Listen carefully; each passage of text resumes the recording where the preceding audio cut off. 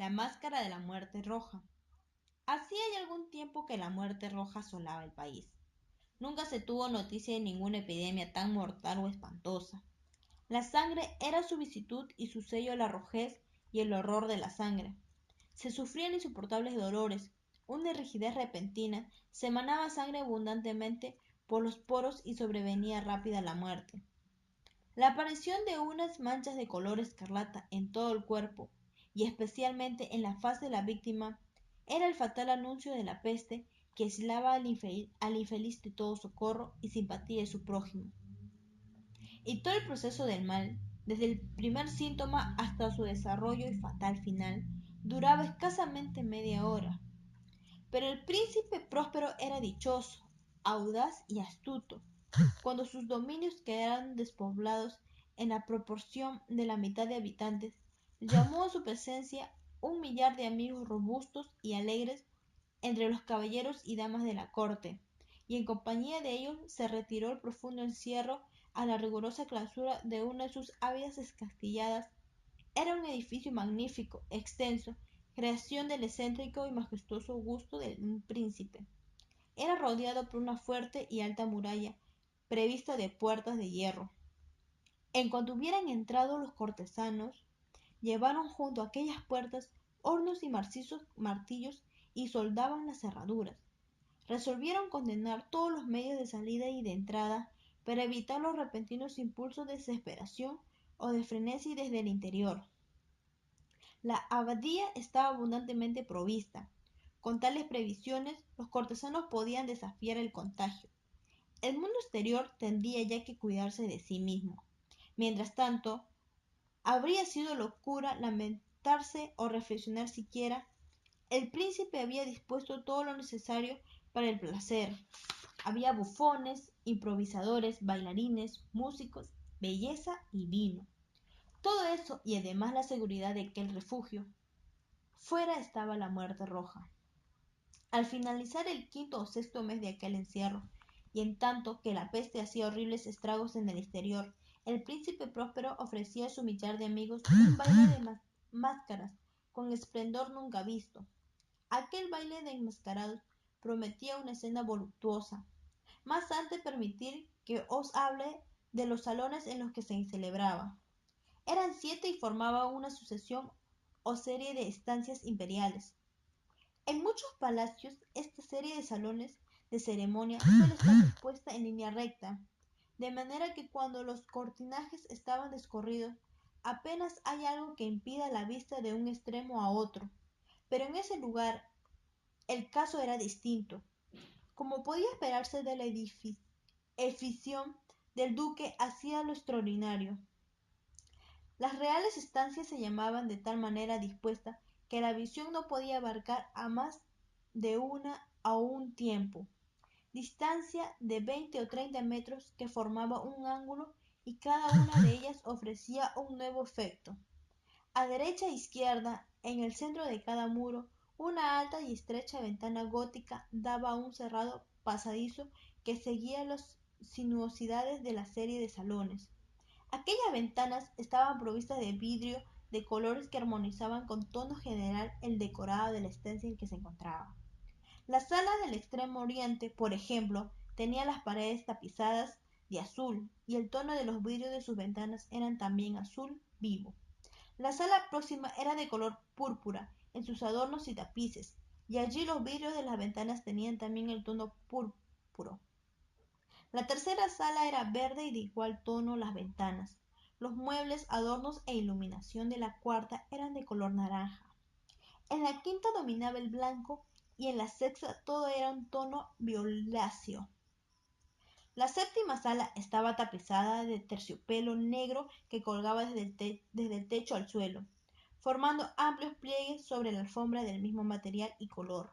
Pero únicamente en aquella sala el color de los vidrios de la ventana era distinto al tono general de la estancia, pues los ventanales eran de un matriz escarlata, parecido al de la sangre. Téngase en consideración que en ninguna de las 7 salas había lámparas o candelabros. En cambio, en los corredores que seguían la sucesión de salones y frente a cada una de las ventanas se habían dispuesto enormes trípodes que aseguraban grandes teas cuya luz se proyectaba sobre los vidrios de las ventanas que iluminaban así los salones. Naturalmente, eso producía una serie de extraños y fantásticos efectos. Pero en la sala occidental o extrema, la luz roja que se proyectaba entre las colgaduras negras era tan espectral y producía un aspecto tan raro en las personas que allí entraban, que pocas eran las que se atrevían a hacerlo. En aquella sala también, y adosado a la pared occidental, se veía un gigantesco reloj de ébano. Su péndulo oscilaba de un lado a otro con apagado y monótono ruido, y cuando el minutero había completado la vuelta a la esfera y se disponía el mecanismo a dar la hora, surgía de los brocineros pulmones del reloj un sonido claro, fuerte, profundo y en extremo musical, aunque de una nota tan enfática, que cada hora los minutos de la orquesta se veían obligados a interrumpir momentáneamente en su tarea, para oír aquellas campanadas. Y así los valsisos habían de cesar a la fuerza en sus evoluciones y se creaba un leve desconcierto entre aquella festiva reunión. Además se observaba que mientras se oían las campanas del reloj, los más atrevidos palidecían y los más ancianos y apacibles se pasaban la mano por la frente, entregándose momentáneamente a la reflexión y a la meditación. Pero cuando ya se habían apagado los ecos, surgía una alegre carcajada entre los individuos. Se miraban los músicos y sonreían, como burlándose de su propia nerviosidad y confusión, y habían votos en voz baja de que la próxima hora las campanadas del reloj no les causarían la misma emoción. Más en cuanto habían transcurrido otros 60 minutos, que contienen 3600 segundos del tiempo que vuela.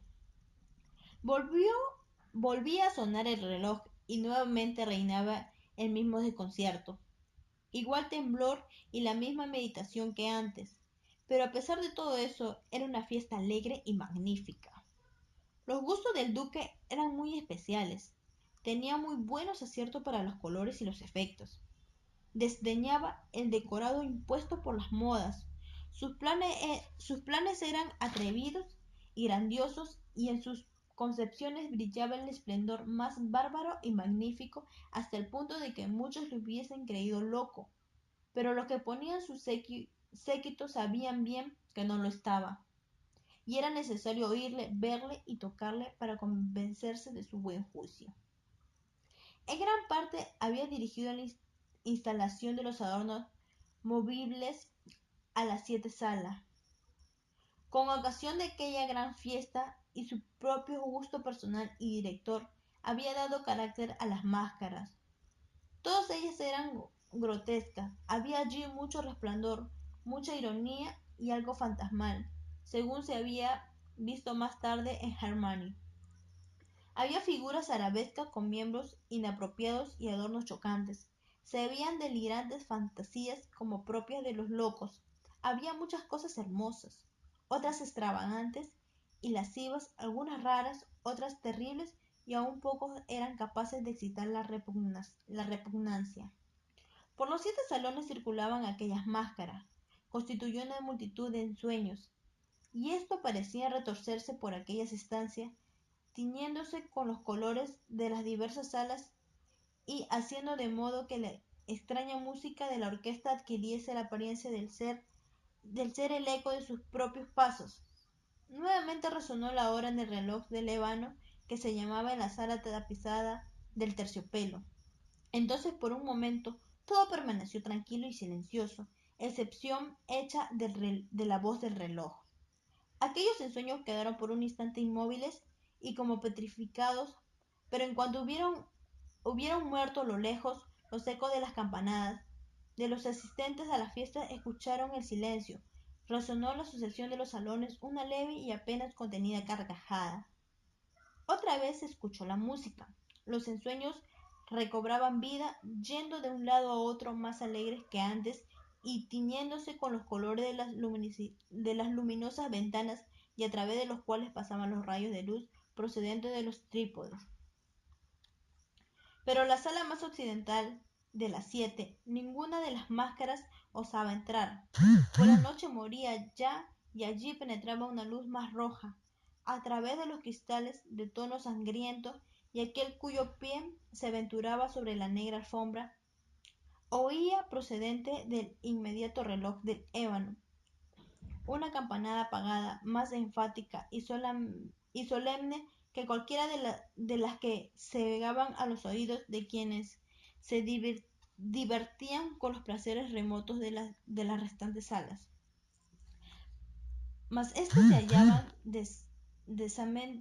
densamente ocupadas y en ellas latía febrilmente el corazón de la vida. La fiesta continuaba con los movimientos giratorios con los que bailaban, hasta que por fin empezaron las campanadas de la medianoche en el reloj. Entonces cesó la música, según ya he dicho. Se interrumpieron las evoluciones de los balsistas y hubo una desagradable quietud en todas las cosas. Corno antes ocurría. A la sazón habían de sonar 12 campanas en el reloj y así quizá fue como durante aquel rato más largo se intensificó la sensación penosa entre los que se divertían. Y así también, tal vez antes de que se hubiesen definitivamente en el silencio los ecos de la última campana, muchos de los individuos de la multitud tuvieron ocasión de advertir la presencia de una figura enmascarada que hasta entonces no había llamado la atención de nadie. Una vez que el rumor sobre aquella nueva presencia se hubo propagado entre murmullos, se originó entre la multitud un zumbido de voces quedas que expresaba una desaprobación, su sorpresa y finalmente su terror y horror y asco. En una reunión de fantasmas como los que he descrito, ya se puede imaginar que ninguna aparición ordinaria hubiese podido excitar semejante sensación. En realidad, la licencia de las máscaras en aquella noche era casi ilimitada, pero la figura en cuestión excedía todos los límites imaginables. En el corazón de los más temerarios existían algunas cuerdas que no se podían hacer vibrar sin emoción. E incluso entre los corrompidos, para quienes la vida y la muerte son igualmente una broma, hay cosas cerca de las cuales no se puede bromear. Toda la reunión parecía sentir la impresión de que tanto el traje como el porte del desconocido no había la menor prueba de buen gusto ni de propiedad. La figura era alta y flaca, y de pies a cabeza iba envuelta en un sudario. La máscara que lo cubría el rostro quería representar el aspecto de un cadáver, y era tan perfecta que ni siquiera el examen más minucioso hubiera sido capaz de descubrir el engaño. Sin embargo, aun eso habría podido ser tolerado, si no aprobado por las alocadas máscaras que lo rodeaban. Pero aquella figura había tenido el atrevimiento de asumir el tipo de la muerte roja. Su sudaría aparecía manchado de sangre y su ancha frente y todas las facciones estaban salpicadas en el horror escarlata. Cuando los ojos del príncipe Próspero se fijaron en aquella imagen espectral que con lentos y solemnes movimientos, como para representar mejor su papel, iba de un lado a otro entre los balsistas, sufrió en el primer momento una convulsión y temblor intenso, ya de temor o de asco, pero casi inmediatamente se congestionó su semblante de rabia. ¿Quién se atreve? Preguntó con voz ronca a los cortesanos que lo rodeaban. ¿Quién se atreve a insultarnos con esta burla blasfema? Cogedle y arrancarle el antifaz, para que podamos saber a quién habremos que ahorcar en las murallas al salir el sol. Esto ocurrió en la sala oriental de color azul. Allí se encontraba el príncipe Próspero. Al pronunciar estas palabras, resonaron vigorosa y claramente en las 7 salas, pues el príncipe era un hombre robusto y decidido. Y por otra parte, la música cayó obedeciendo un gesto de su mano. El príncipe se hallaba, pues en el salón azul y a su lado había un grupo de pálidos cortesanos. Al principio, cuando habló, se originó en aquel grupo un leve movimiento en dirección al intruso, que a la sazón estaba a la corta distancia, pero luego con paso majestuoso y audaz se acercó al que acababa de hablar, más a causa de un miedo inexpresable que la máscara había inspirado a todos los presentes, y ninguno se atrevió a extender la mano con el fin de apoderarse de él. Así pues, sin que nadie le molestara, pasó a 1 metro de distancia de la persona del príncipe, y en tanto que la numerosa asamblea con unánime impulso abandonara los, los centros de las salas para guardarse junto a las paredes, el fantasma continuó su marcha sin que nadie le impidiese el paso, avanzando con la misma solemnidad y mesura que desde el primer instante llamó la atención de todos, y así pasó del salón azul al púrpuro, de este al verde y luego al anaranjado, al blanco y al violeta, antes de que alguien con decisión hiciese un movimiento para detenerla.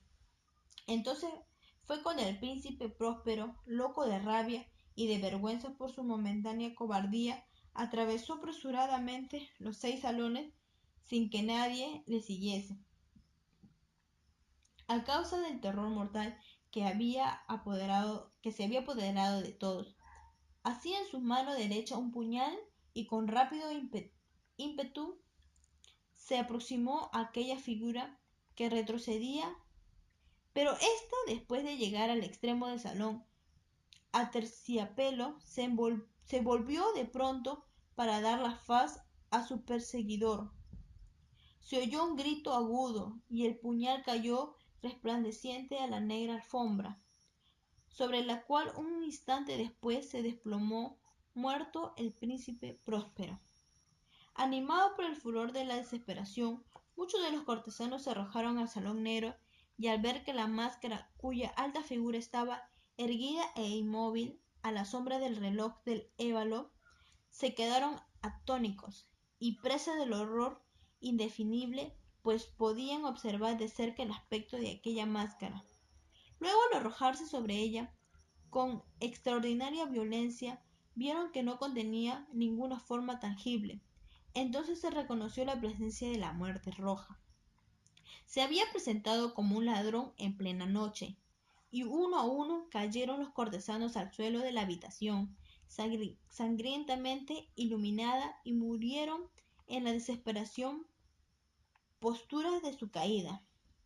La vida del reloj del Évalo se apagó al mismo tiempo que moría el último de los que componían la alegre reunión. Expiración, las llamadas de los trípodes y la oscuridad, la descomposición y la Muerte Roja ejercieron su inimitable dominio sobre aquella mansión.